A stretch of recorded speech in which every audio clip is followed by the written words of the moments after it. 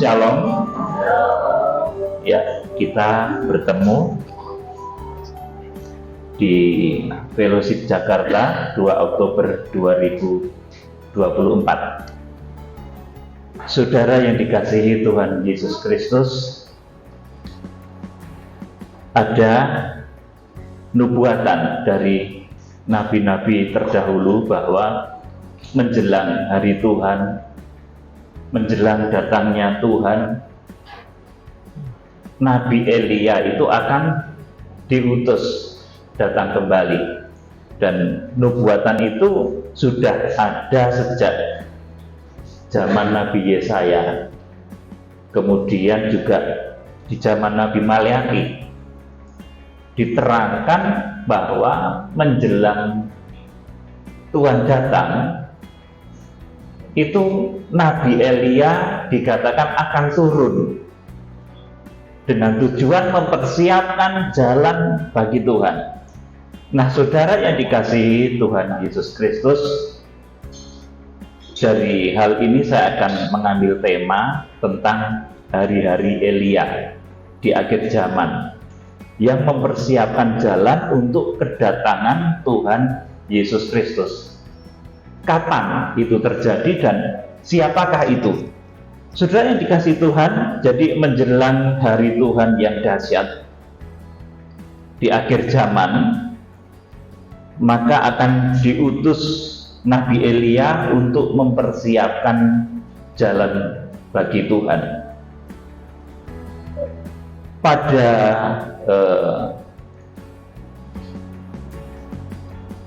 zaman dahulu, saudaraku, yang diutus Elia ini menunjuk kepada diutusnya Yohanes Pembaptis. Ini zaman 2000 tahun yang lalu, yang bertugas pertama itu membuat hati bapak-bapak berbalik kepada anak-anaknya dan hati anak-anak kepada bapak-bapaknya, supaya Tuhan tidak memukul bumi sehingga bumi musnah. Sudah terjadi, ini tugas Elia yang datang. Nanti bentuknya itu bukan di dalam bentuk Elia, saudara, tetapi di dalam wujud Yohanes Pembaptis. Jadi Tuhan itu seringkali demikian. Tuhan mengatakan menjelang kedatangan Tuhan, Elia akan turun. Saudara, dan ketika turun itu ternyata wujudnya bukan Elia. Saudaraku, wujudnya adalah Yohanes Pembaptis yang datang di dalam kuasa Elia. Dan ini yang mengatakan Tuhan Yesus sendiri.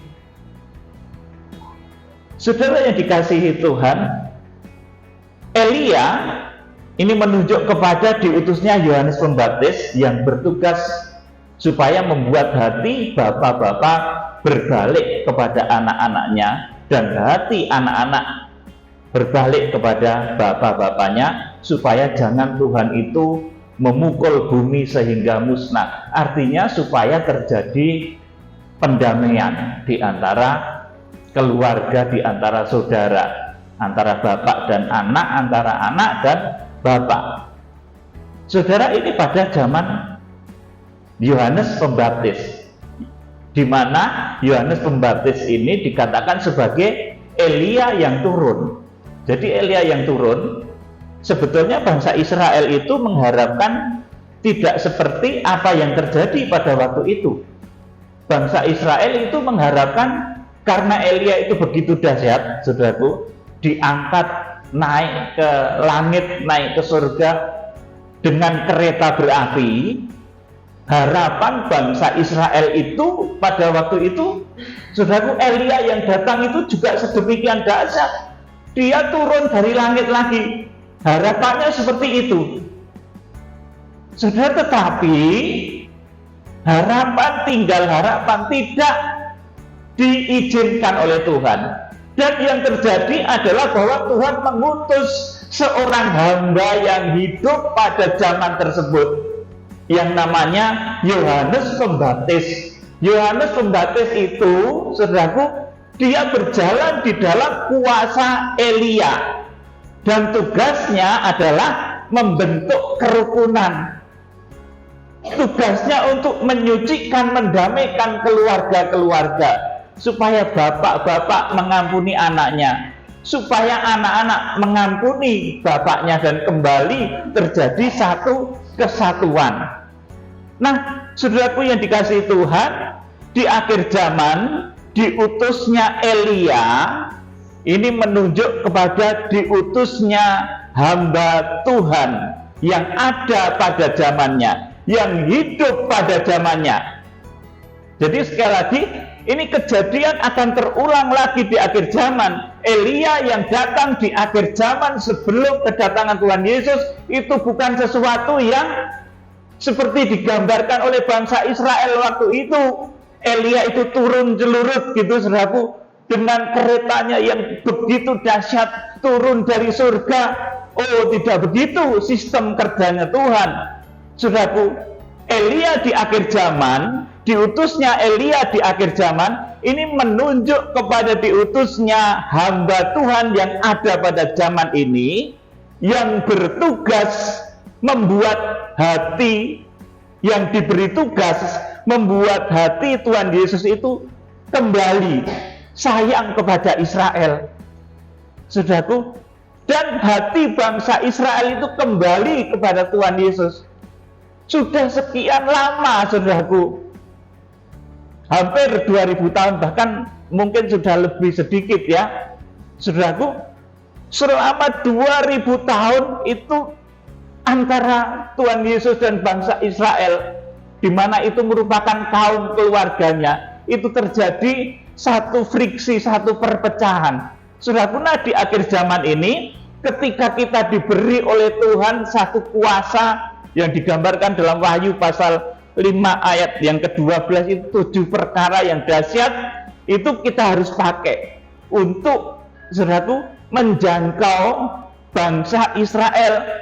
Kita harus memiliki keterbebanan untuk menjangkau bangsa Israel, supaya bangsa Israel itu berbalik hatinya kepada Tuhan Yesus. Ketika Tuhan kembali sayang kepada Israel dan Israel kembali sayang kepada Tuhan, saudaraku, inilah Yohanes Pembaptis di akhir zaman. Inilah suara yang berseru-seru di padang gurun, yang menyerukan bahwa bapak-bapak harus kembali kepada anaknya, anak-anak harus kembali kepada bapaknya. Ini suara yang berseru-seru di padang gurun. Saudara, kita ini laksana orang padang gurun yang berseru-seru supaya bangsa Israel itu kembali cinta kepada Tuhan Yesus, dan ketika Tuhan itu sesuai dengan apa yang dinubuatkan, kembali mencintai bangsa Israel. Saya mohon HP-nya di silent ya, supaya saya tidak terdistras pikiran saya ya, saudaraku.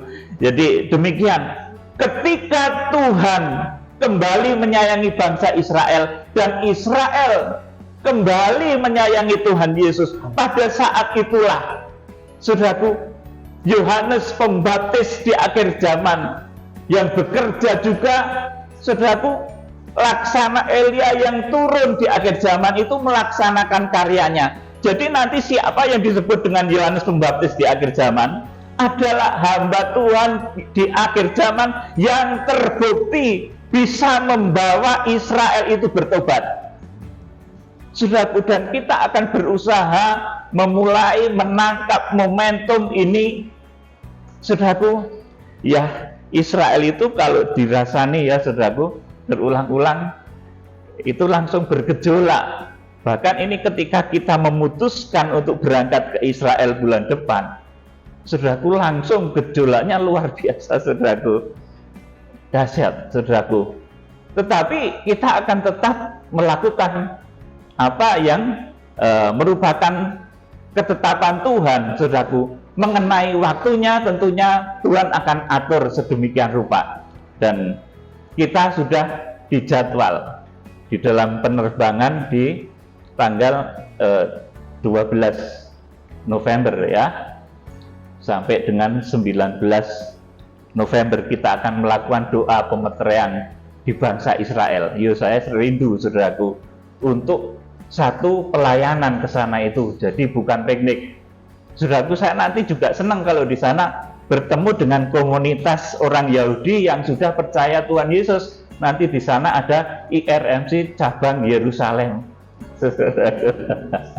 Ya, saya rindu begitu. Untuk apa, saudaraku? Sampai nanti, saudaraku, betul-betul bangsa Israel itu sesuai dengan yang ditetapkan oleh Tuhan, menerima Tuhan Yesus Kristus di dalam jumlah yang di dalam hitungan Wahyu pasal yang ke-7 ayat 1 sampai ke-8 itu jumlahnya 144.000.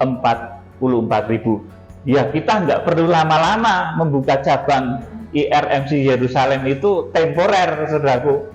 Hitungannya bulan saja, saudaraku. Jadi nanti mungkin ada beberapa gelombang kita ke sana ya, sampai semua terwujud. 144.000 orang dari suku keturunan Israel itu dimenangkan bukan oleh saya, tetapi oleh Tuhan Yesus Kristus yang memakai kita semua, saudara semua. Ya, kalau di dalam suasana yang nggak enak seperti ini ya, suasananya memang menakutkan ya, saudara. Tetapi kalau nanti ada pintu terbuka, kita tetap ke sana, saudaraku. Nggak boleh takut, saudaraku. Kalau memang ada pintu terbuka, ada jalan, kita tetap ke sana. Tuhan pasti melindungi kok, saudaraku. Saudaraku yang dikasih Tuhan, inilah Elia akhir zaman. Nanti adalah hamba Tuhan yang terbukti bisa membawa pertobatan bagi bangsa Israel dengan memeteraikan sejumlah bangsa Israel yang ditentukan oleh Tuhan yang di dalam kitab Wahyu pasal yang ke-7 ayat 1 sampai 8 disebut sebagai 144.000 dari suku keturunan Israel itu dimeteraikan. Saudara, saya beritahu kalau suku Israel itu masuk surga itu berdasarkan suku ya, saudaraku. Jadi ada misalkan suku Yehuda, kemudian Lewi, suku Dan itu berada di sebelah timur ya, saudaraku. Jadi pintu Yerusalem baru itu dimasuki oleh suku Israel berdasarkan suku. Betapa istimewanya suku Israel itu, saudaraku. Makanya harus komplit.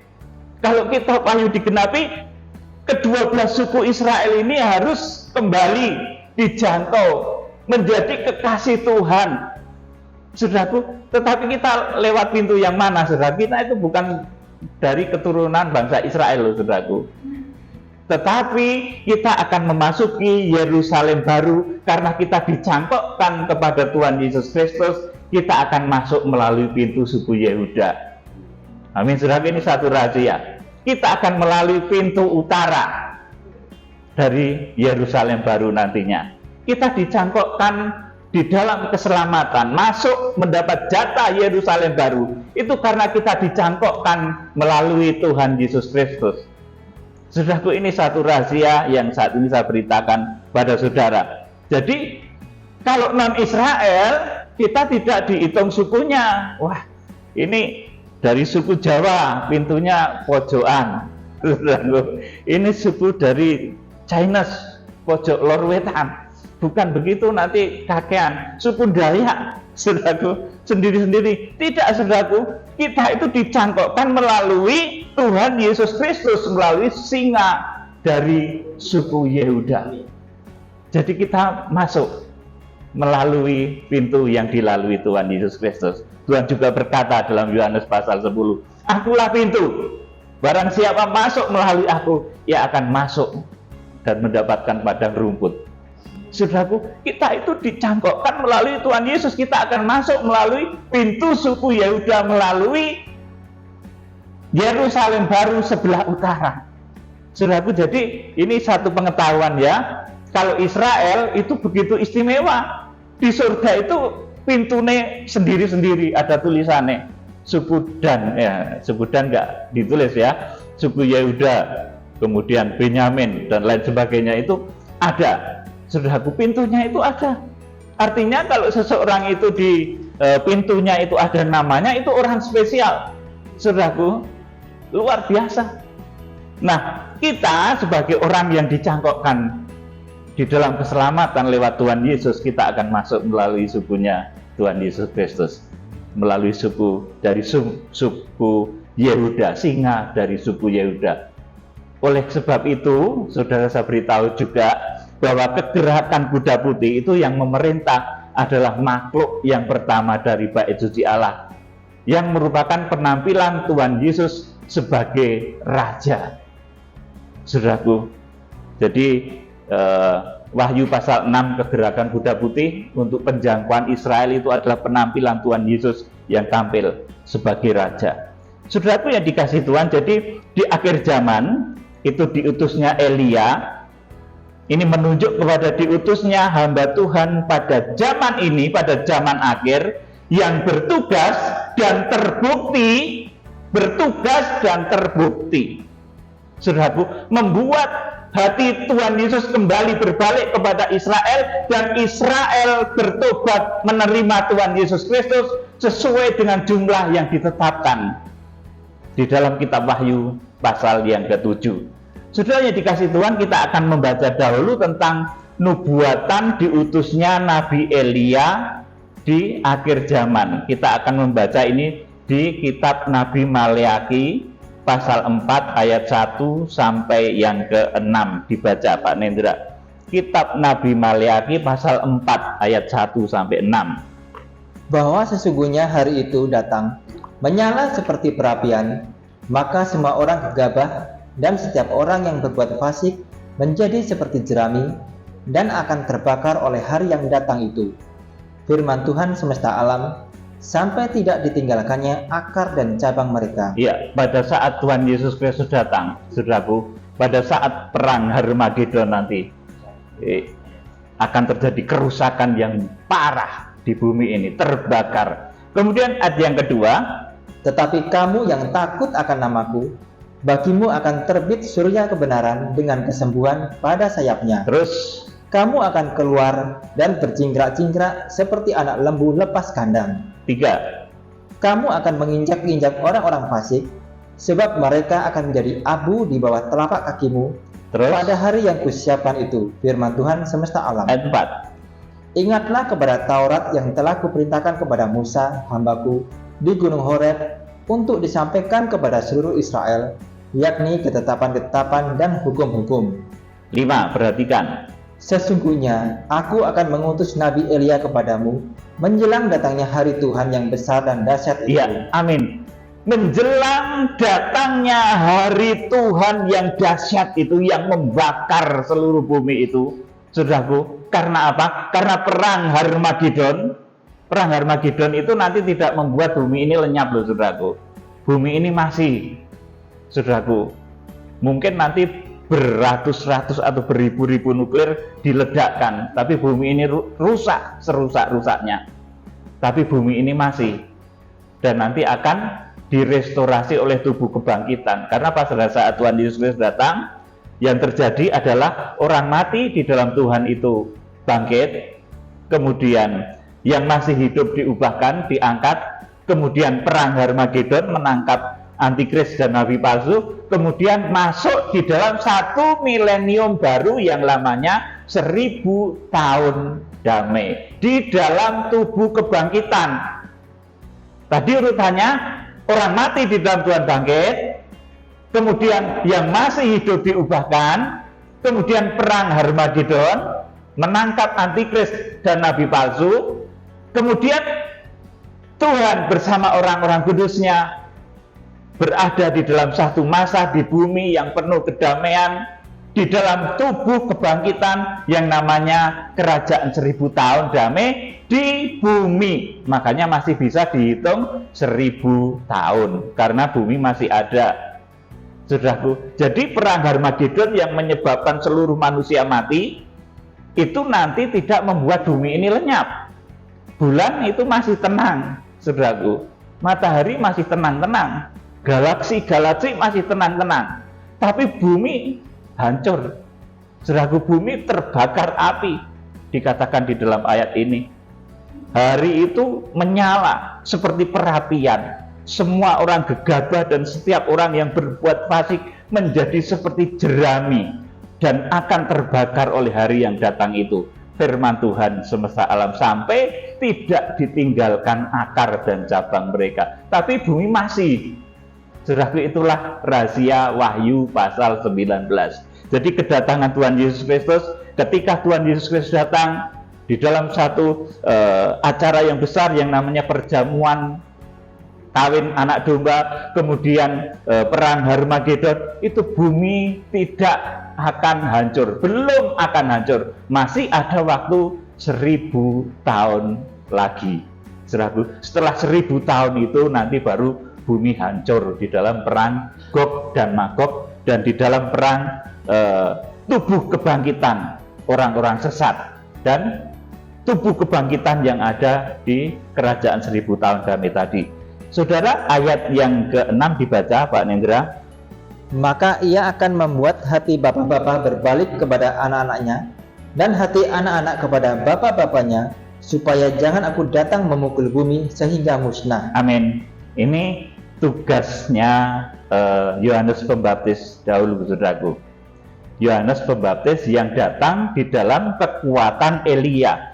Ia akan membuat hati bapak-bapak berbalik kepada anak-anaknya dan hati anak-anak kepada bapak-bapaknya, supaya jangan aku datang memukul bumi sehingga musnah. Jadi ketika Tuhan Yesus datang, itu tidak akan memukul bumi sehingga musnah. Jadi ketika Tuhan Yesus datang, bumi ini tidak akan lenyap, tetapi kehidupan akan berakhir dan kemudian berganti di dalam satu milenium baru dalam tubuh kebangkitan yang namanya kerajaan 1000 tahun damai. Jadi sebagai catatan ya, ini saat Tuhan datang itu bumi tidak dimusnahkan Tuhan, hanya manusia mati habis saat perang Harmagedon dan bumi rusak, tidak karu-karuan. Tertulis di dalam Wahyu pasal 19 ayat 17 sampai 21. Ini pelaksanaan perang Harmagedon. Saudara yang dikasihi Tuhan, selain itu juga ada nubuat dari Nabi Yesaya pasal 40 ayat 1 sampai 3. Dibaca, ini tentang munculnya Elia di akhir zaman. Ya, yang dahulu ini sudah terjadi juga Elia yang muncul dalam Yohanes Pembaptis. Bentuknya itu Yohanes Pembaptis ternyata. Padahal waktu itu bangsa Israel itu mengira yang akan turun tuh Elia, itu nanti turun dari surga. Dahsyat sekali, membawa kereta berapi. Pikiran bangsa Israel seperti itu waktu itu, saudaraku. Tetapi yang diberikan Tuhan tidak seperti itu. Yang diberikan Tuhan adalah Elia yang datang di dalam kuasa Yohanes Pembaptis yang datang di dalam kuasa Nabi Elia. Kita akan membaca Yesaya 40 ayat 1 sampai 3. Dibaca Pak Nendra. Hiburkanlah, hiburkanlah umatku, demikian firman Allahmu. Terus, tenangkanlah hati Yerusalem dan serukanlah kepadanya bahwa perhambaannya sudah berakhir, bahwa kesalahannya telah diampuni, sebab ia telah menerima hukuman dari tangan Tuhan 2 kali lipat karena segala dosanya. Ayat 3. Ada suara yang berseru-seru, persiapkanlah di padang gurun jalan untuk Tuhan, luruskanlah di padang belantara jalan raya bagi Allah kita. Amin. Ini nubuatan tentang Yohanes Pembaptis yang dikatakan di dalam kitab Nabi Maleaki itu sebagai Elia yang turun. Ternyata bentuknya itu Yohanes Pembaptis. Ya kecewa banget saja nih bangsa Israel itu. Yang diharap-harapkan tuh sebetulnya turunnya Elia yang dahsyat sehingga semua orang takut, semua orang gemetar. Saudaraku, Elia yang turun dari langit, saudaraku, laksana malaikat membawa kereta berapi yang dahulu membawa Elia itu ke atas. Tapi ternyata yang diberikan Tuhan tidak demikian. Cara kerja Tuhan tidak demikian. Tuhan memakai yang namanya Yohanes Pembaptis. Ya, Israel kecewa. Akhirnya kemudian sejak Yohanes Pembaptis itu, saudaraku, kerajaan surga itu dikatakan diserong oleh sebagian orang. Jadi wujud dari Elia yang akan datang, saudaraku, wujudnya itu ternyata bukan Elia yang dulu diangkat naik ke langit dengan kereta berapi, tetapi wujudnya itu Yohanes Pembaptis. Nah, ini bangsa Israel terkejut, saudaraku. Katanya yang mau turun Elia, kok malah seperti ini. Orang yang berpakaian Yohanes itu kan pakaiannya kulit, makanannya madu, saudaraku. Kok malah bentuknya nggak begitu genah gitu. Yang diharapkan tuh sesuatu yang dari langit, yang dahsyat, seperti malaikat cemplorot turun gitu, saudaraku. Tapi yang didatangkan oleh Tuhan tuh malah Yohanes Pembaptis. Nah, saudaraku, inilah ketika yang disebut di dalam satu ayat, pada waktu itu kerajaan surga itu diserong. Nanti saya terangkan maksudnya. Jadi wujudnya itu bukan Elia yang dulu diangkat. Jadi yang dikatakan Elia akan datang di akhir zaman itu bukan Elia yang dulu diangkat naik ke langit dengan kereta berapi, tetapi berwujud Yohanes Pembaptis. Artinya Tuhan itu tertib dan konsekuen. Tuhan selalu memakai hamba-hamba yang masih hidup pada momen tertentu untuk mengerjakan karya tertentu. Nah, di akhir zaman ini Tuhan akan memakai Elia akhir zaman, hamba Tuhan di akhir zaman, untuk momen kegerakan pertobatan Israel, nanti dengan bukti bisa mempertobatkan 144.000 suku keturunan Israel itu nanti, saudaraku, dimeteraikan percaya Tuhan Yesus. Makanya saya itu rindu, wah nanti bisa membuat persekutuan IRMC cabang Yerusalem. Luar biasa, saudaraku. Dari Jakarta sini langsung ada cabang Yerusalem, saudaraku. Ya, luar biasa. Sudah ada di Medan, ada di Solo, ada di Surabaya, langsung loncat ke Yerusalem. Saudaraku, saya rindu seperti itu. Besok, saudaraku, didoakan, kita bawa dalam doa semua supaya nanti rencana Allah tergenapi melalui kehidupan kita semua. Dan nanti tentunya tidak cuma satu gelombang, bisa sampai 3 gelombang, karena 9 bulan kegerakan kuda putih itu, saudaraku. Saudara yang dikasihi Tuhan Yesus Kristus, kita juga akan membaca Matius pasal 3 ayat 1 sampai 3. Matius pasal 3 ayat 1 sampai 3. Ayo dibaca, Pak Dendra. Pada waktu itu, tampillah Yohanes Pembaptis di padang gurun Yudea dan memberitakan, "Bertobatlah, sebab kerajaan sorga sudah dekat." Ayat 3, perhatikan. Sesungguhnya, dialah yang dimaksudkan Nabi Yesaya ketika ia berkata, "Ada suara orang yang berseru-seru di padang gurun, persiapkanlah jalan untuk Tuhan, luruskanlah jalan baginya." Amin. Elia di akhir zaman itu memiliki tugas untuk pertobatan Israel. Kalau Yohanes Pembaptis yang berjalan dalam kuasa Elia itu memberitakan, bertobatlah sebab kerajaan surga sudah dekat. Nanti Elia akhir zaman itu akan memberitakan masa pengangkatan sudah dekat. Wahai Israel, ayo siap-siap bertobatlah. Saudaraku, dan itu tentunya dengan satu bahasa yang halus ya. Kalau bangsa Israel langsung digituin ya nggak mau juga, mereka orang pinter, saudaraku, dengan tentunya dengan pembukaan firman juga, dengan bukti kuasa Tuhan yang nyata juga. Makanya nanti ketika saya mengajak saudara ke sana, mulai bulan Oktober ini, saudara saya ajak untuk puasa dari perkataan yang buruk. Jangan berdusta, jangan mengatakan kata-kata yang buruk. Karena kalau ucapan kita itu benar dan benar, akhirnya apa yang keluar dari mulut kita ini penuh kuasa. Saudaraku, benar itu puncaknya firman, saudaraku.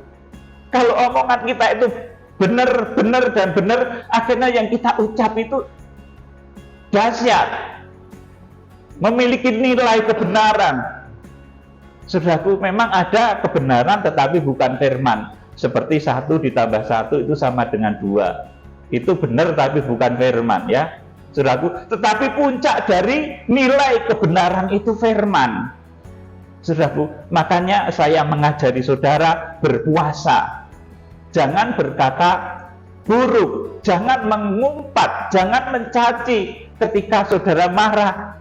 saudaraku, kepada keluarga, kepada anak, kepada suami istri, kepada mungkin famili atau teman. Jangan mengumpat, tahan mulut ini, saudaraku.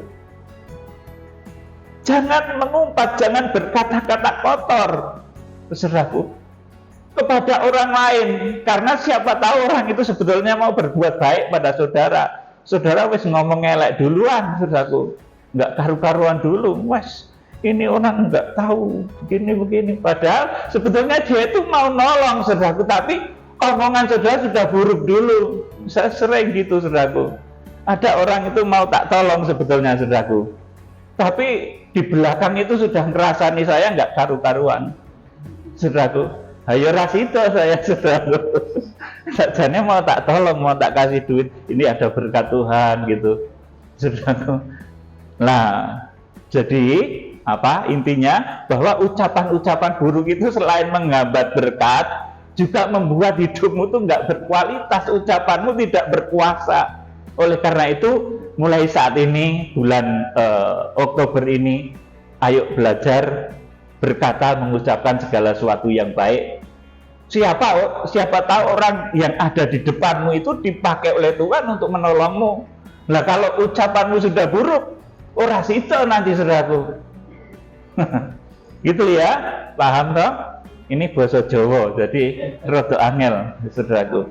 Ya, saudaraku, jadi yang dimaksud oleh Injil Matius, di mana Injil Matius ini juga menukil dari kitab Nabi Yesaya, bahwa ada suara orang yang berseru-seru di padang gurun, persiapkanlah jalan untuk Tuhan, luruskan jalan baginya. Itu sebetulnya Yohanes Pembaptis. Kemudian Tuhan Yesus sendiri itu juga menegaskan bahwa Elia yang datang itu bukan Elia yang dulu diangkat naik ke surga, kemudian Elia itu turun lagi ke surga, dari surga turun, saudaraku, membuat kehebohan sana sini, saudaraku, membuat sensasi, saudaraku. Kalau Elia turun beneran kayak gitu kan sensasi itu, saudaraku. Tuhan tidak begitu, tetapi Tuhan memakai Yohanes Pembaptis di dalam kuasa Nabi Elia. Ini yang ngomong kemudian Tuhan Yesus. Tuhan Yesus sendiri kemudian menegaskan bahwa Elia yang datang itu bukan Elia yang dulu diangkat naik ke surga dengan kereta berapi, tetapi adalah Yohanes Pembaptis yang berjalan di dalam kuasa Elia. Kita membaca Matius pasal 11, Matius pasal 11 ayat 12 sampai 15. Dibaca Pak Nendra. Ya, saya mudah haus sih. Sejak tampilnya Yohanes Pembaptis hingga sekarang, kerajaan surga diserong dan orang yang menyerongnya mencoba menguasainya. Ya, terus nanti saya terangkan ini. Sebab semua nabi dan kitab Taurat bernubuat hingga tampilnya Yohanes. Dan jika kamu mau menerimanya, ialah Elia yang akan datang itu. Siapa bertelinga, hendaklah ia mendengar. Ini perkataan Tuhan Yesus sendiri. Dan jika kamu mau menerimanya, ialah Elia yang akan datang itu. Siapa bertelinga, hendaklah mendengar. Ini seperti persis yang dikatakan kepada 7 jemaat di dalam kitab Wahyu. Nek duwe kuping ngrungokno perkataan ini, nek ra duwe kuping ya rasa, apa-apa. Jadi kalau kamu punya telinga, dengarkan nubuatan ini. Saudaraku, Tuhan itu tidak akan membuat, saudaraku, sesuatu yang apa ya namanya, sing lucu dan aneh-aneh gitu, enggak, saudaraku. Tetapi Tuhan itu selalu prosedurnya dahsyat. Elia yang datang itu bukan Elia yang turun dari langit membawa keanehan-keanehan jelorot dari langit. Oh tidak, saudaraku. Tetapi ternyata Elia yang akan datang lagi itu adalah Yohanes Pembaptis yang turun, yang berjalan di dalam kuasa Elia. Dan tugasnya sudah tadi saya terangkan, membuat hati bapak-bapak berpaling kepada anaknya lagi, membuat hati anak-anak kembali kepada bapaknya. Di akhir zaman, Elia akhir zaman ini akan membuat hati bangsa Israel berpaut kembali kepada Bapa Surgawi, kepada Tuhan Yesus Kristus. Saudara, Israel itu dasar loh, saudaraku.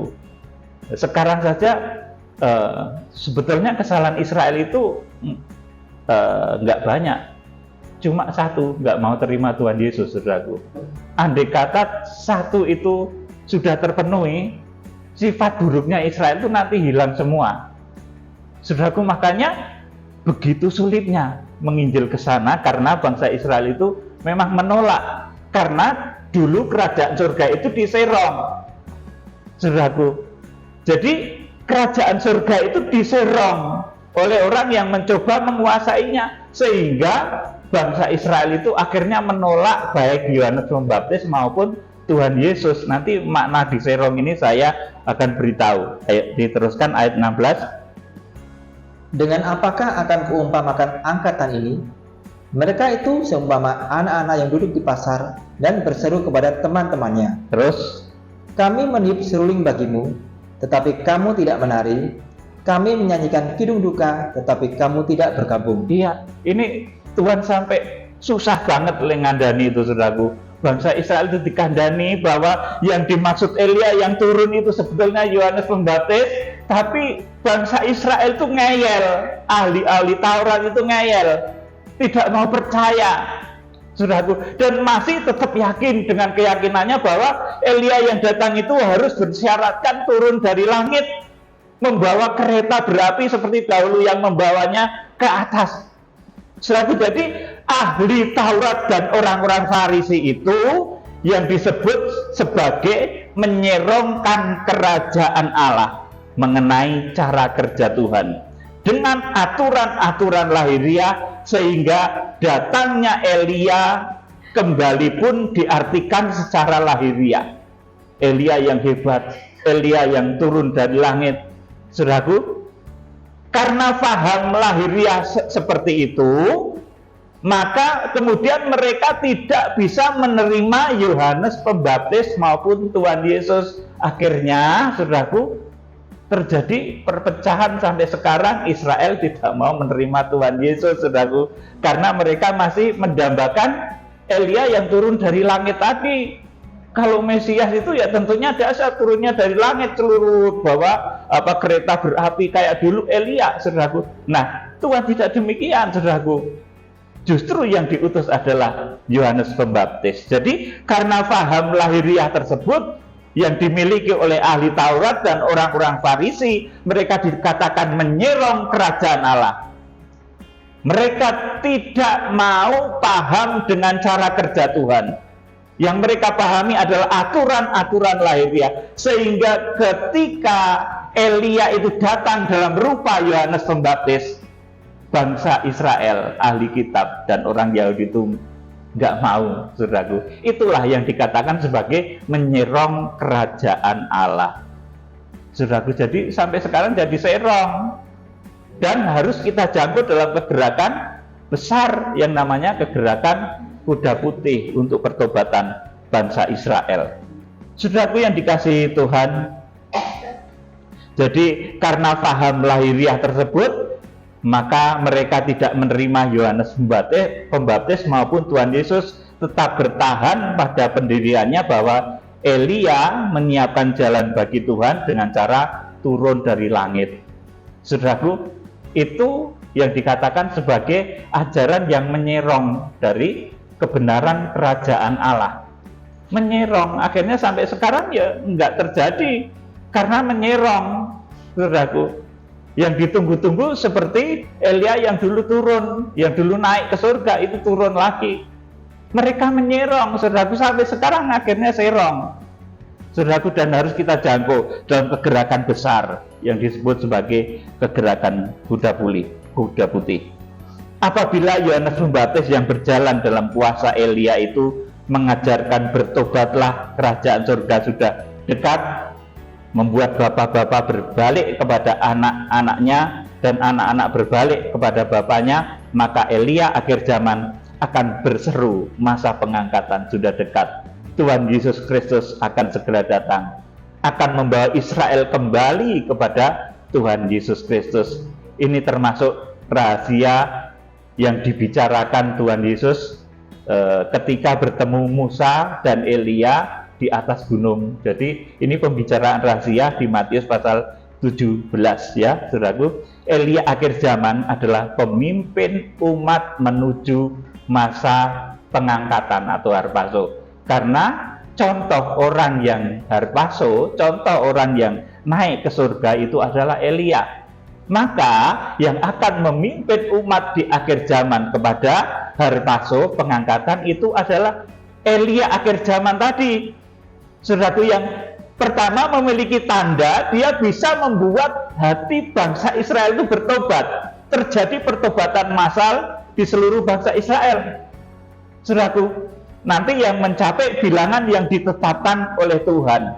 Ini adalah rahasia pembicaraan Tuhan Yesus ketika bertemu Musa dan Elia di atas gunung. Jadi Elia akhir zaman adalah pemimpin umat menuju kepada harpaso, mempertemukan jemaat kepada Tuhan Yesus Kristus. Ini rahasia percakapan di atas gunung. Matius pasal 17 ayat 9 sampai 13 dibaca, Pak Nendra. Pada waktu mereka turun dari gunung itu, Ya. Yesus berpesan kepada mereka, "Jangan kamu ceritakan penglihatan itu kepada seorang pun sebelum Anak Manusia dibangkitkan dari antara orang mati." Amin. Jadi pada waktu itu kan Tuhan Yesus itu bertemu dengan Musa dan Elia di dalam tubuh kemuliaan semua itu, tiga-tiganya itu. Kemudian disaksikan oleh Petrus, Yohanes, dan Yakobus. Kemudian Tuhan Yesus itu pesan, saudaraku, jangan kamu ceritakan penglihatan itu kepada seorang pun sebelum Anak Manusia dibangkitkan dari antara orang mati. Kenapa demikian, saudaraku? Namanya nanti akan memberi contoh harpaso, saudaraku, itu harus dahsyat, saudaraku. Tuhan Yesus harus bangkit dulu. Jadi pemberitaan yang dibawa oleh Elia akhir zaman itu, saudaraku, akan membawa orang harpaso itu. Jadi ini luar biasa. Nanti kita baca lebih lanjut ayat yang ke Ayat 10. ya. Lalu murid-muridnya bertanya kepadanya, "Kalau demikian, mengapa ahli-ahli Taurat berkata bahwa Elia harus datang dahulu?"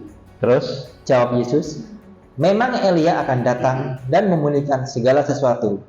12. Dan aku berkata kepadamu, Elia sudah datang." Iya, Elia sudah datang. Ini dikatakan Tuhan Yesus pada murid-murid. Orang-orang lain nggak percaya, saudaraku.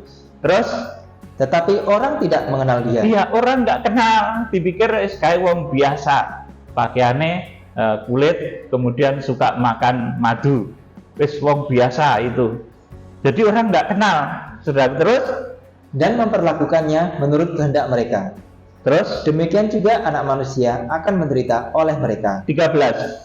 Pada waktu itu mengertilah murid-murid Yesus bahwa ia berbicara tentang Yohanes Pembaptis. Iya, amin, saudaraku. Jadi Elia akhir zaman itu yang akan membawa berita ketika Tuhan Yesus kembali kepada Israel, ketika Israel hatinya berpaut kembali kepada Tuhan Yesus, seperti tugasnya Yohanes Pembaptis tadi, membuat bapak-bapak hatinya berpaling kepada anaknya, membuat hati anak-anak berpaling kembali kepada bapaknya. Inilah tugas Elia akhir zaman, yaitu ketika Tuhan Yesus kembali kepada Israel, dan ketika Israel pun hatinya bertaut kembali kepada Tuhan Yesus. Kembalilah Israel kepada Kristus yang engkau salibkan dahulu, sebab masa harpaso sudah dekat. Ini adalah rahasia yang dilarang diberitahukan sebelum Tuhan Yesus bangkit. Jadi ini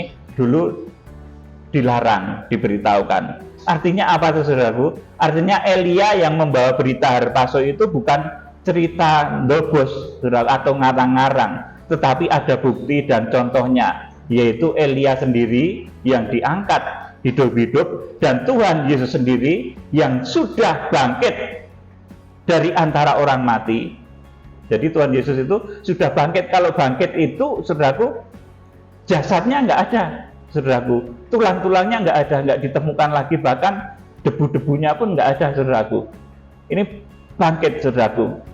Kalau misalkan seseorang itu bangkit di dalam arti bangkit seperti Tuhan Yesus, seperti Musa yang mayatnya tidak ditemukan, itu jasadnya nggak kelihatan lagi, nggak ada lagi, saudaraku.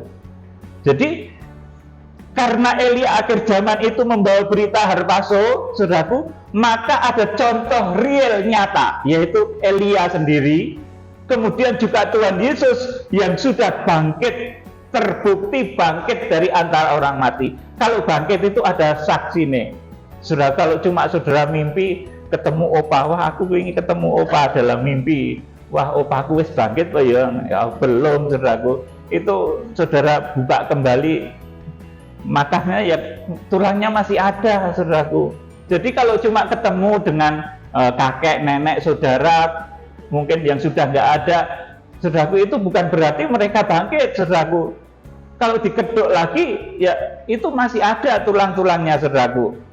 Saudara, jadi datangnya Elia di akhir zaman, datangnya hamba Tuhan yang dipakai oleh Tuhan untuk membawa bangsa Israel itu kembali kepada Tuhan Yesus, dan Tuhan Yesus pun kembali sayang kepada Israel, saudaraku. Itu di dalam kitab Nabi Maleakhi disebut sebagai malaikat perjanjian. Yuk kita baca Maleakhi pasal 3 ayat 1 sampai 4. Lihat, aku menyuruh utusanku supaya ia mempersiapkan jalan di hadapanku. Dengan mendadak Tuhan yang kamu cari itu akan masuk ke baitnya.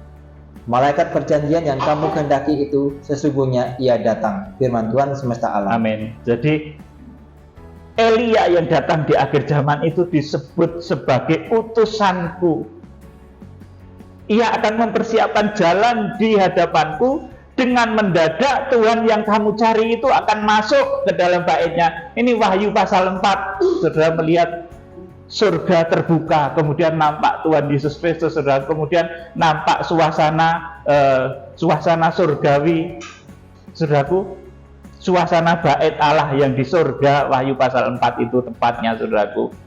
Jadi saudara harus mengerti akan hal ini, saudara yang dikasihi Tuhan. Jadi dibaca lebih lanjut. Siapakah yang dapat tahan akan hari kedatangannya?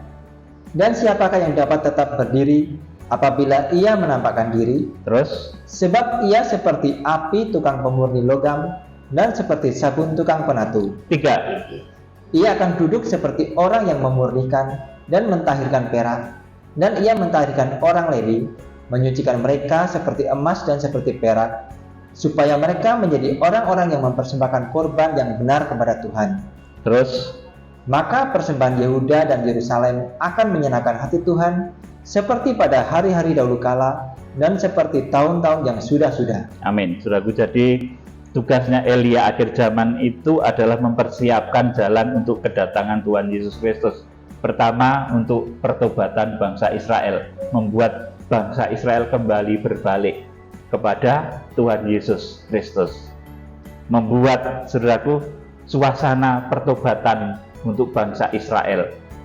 144.000 dari suku keturunan Israel itu nanti dimeteraikan. Secara fisik, saya bilang masih yang ada di sana itu orang percaya Tuhan Yesus masih sekitar 7 atau 8 juta, masih sedikit ya, saudaraku, masih sedikit persentasenya.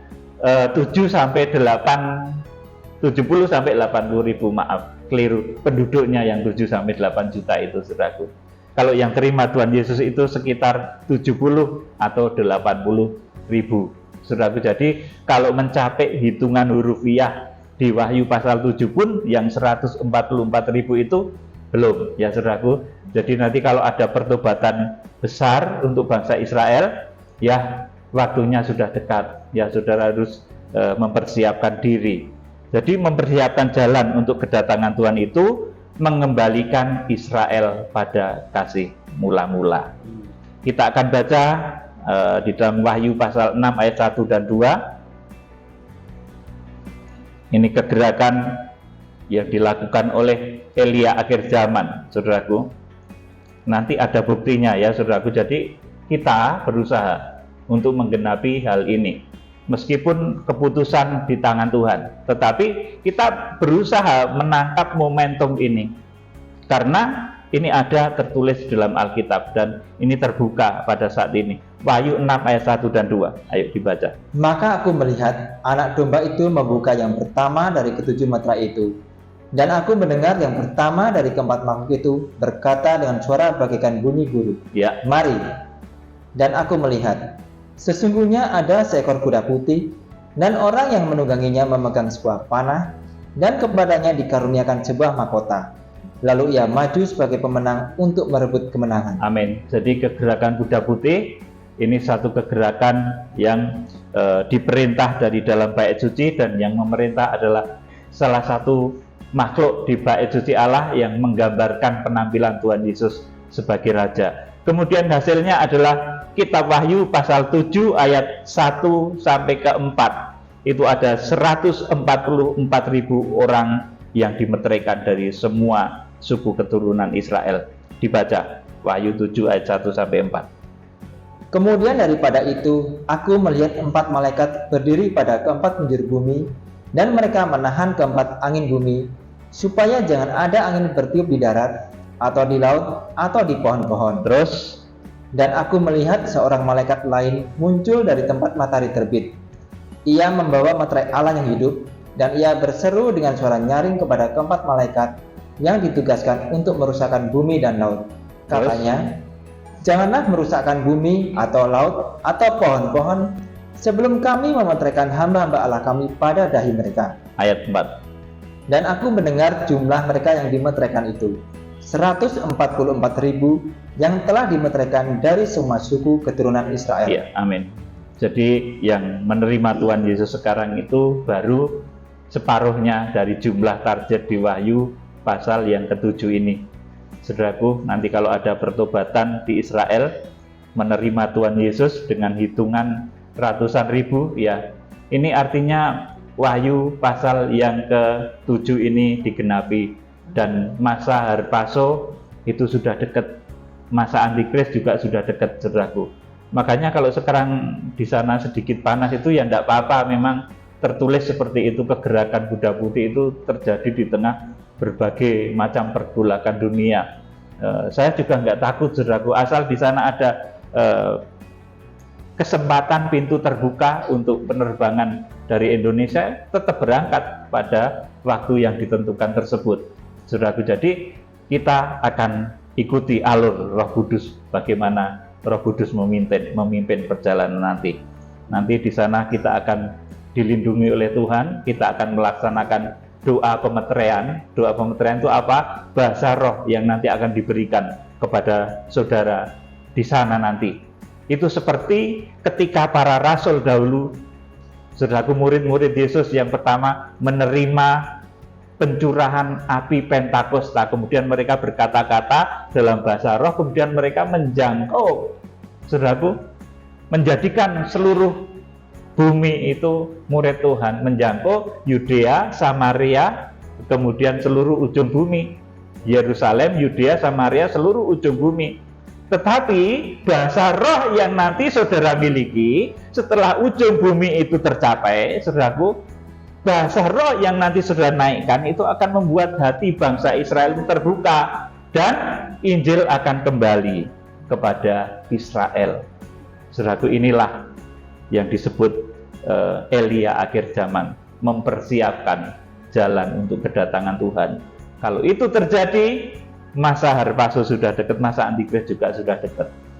Saudaraku, kiranya Tuhan Yesus Kristus memberkati saudara. Oh iya, saya beritahu satu lagi ya. Jadi Israel tadi, saudaraku, semua suku-sukunya itu di Yerusalem baru itu sudah diberikan pintu masing-masing. Di sebelah utara itu saudara bisa baca nubuatannya dalam kitab Nabi Yeskiel 48 ayat 30 sampai 34. Pintu utara dari Yerusalem itu, dari Yerusalem baru itu untuk Ruben, Yehuda, dan Lewi. Kemudian pintu timur itu Yusuf, Benyamin, dan suku Dan. Kemudian sebelah selatan itu Simeon, Isakar, dan Zebulon. kemudian sebelah barat itu Gad, Asyer, dan Naftali. Jadi kita masuk melalui pintu utara karena kita tercangkok di dalam Tuhan Yesus Kristus, singa dari suku Yehuda. Kiranya Tuhan Yesus Kristus memberkati. Kita akan memuji Tuhan.